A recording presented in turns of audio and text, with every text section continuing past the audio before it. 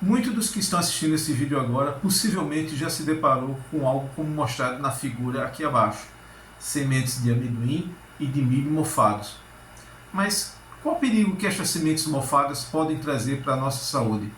A resposta chama-se aflatoxinas. É sobre essa classe de substâncias nociva para a saúde humana que vamos mostrar no vídeo de hoje os grupos funcionais presentes em suas estruturas químicas. Fique comigo porque vamos começar logo depois da abertura. A primeira coisa que eu queria falar é o que são aflatoxinas. Aflatoxinas são metabólitos secundários, ou seja, são micotoxinas produzidas por fungos do gênero Aspergillus flavus. E uma coisa muito importante a saber é que estes fungos estão presentes em todo o mundo. Portanto, se você vê semente de milho, semente de amendoim e até mesmo semente de feijão mofado, não as consuma, fique bem longe delas, porque isso pode causar muito mal para a sua saúde. E as substâncias químicas que são capazes de produzir esses malefícios são essas que eu apresento na figura aqui ao lado. Aqui eu apresento apenas 4 das aflatoxinas, existem outras, mas vamos ficar apenas com essas porque são as mais importantes. Observe aqui que AF refere-se à abreviação de aflatoxinas e as letras B e G referem-se ao fato dessas moléculas florescerem no azul, blue, ou no verde, green. E os números 1 e 2 dizem respeito à presença ou à ausência da dupla ligação aqui nesse anel. E isso cria uma grande diferença na reatividade dessas moléculas frente ao citocromo P450, que tem a função de criar aqui uma estrutura que a gente chama de epóxido. Muito bem, vamos tomar uma dessas moléculas aqui como exemplo para trabalharmos as funções orgânicas presentes nessa estrutura. Vamos tomar a FB1. Aqui está a estrutura da FB1. E o primeiro grupo funcional que eu queria destacar é o chamado éter. O éter é caracterizado por esse átomo de oxigênio ligado a 2 átomos de carbonos adjacentes. Antes de falar do próximo grupo funcional, eu queria destacar que quando nós temos um anel de 5 membros, onde um dos vértices é um átomo de oxigênio e a presença de 2 duplas ligações aqui, isso aqui é o chamado anel furano.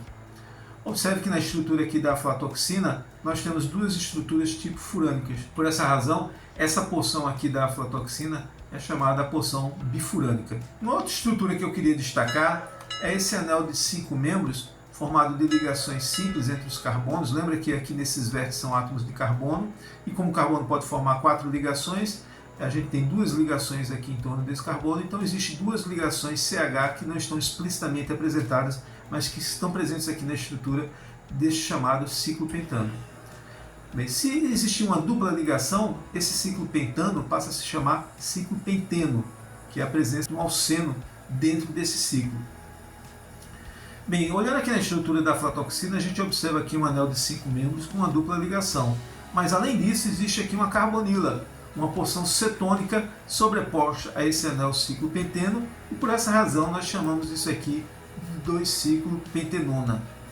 Ok, o próximo grupo funcional que eu queria destacar aqui na aflatoxina B1 é o chamado delta-lactona.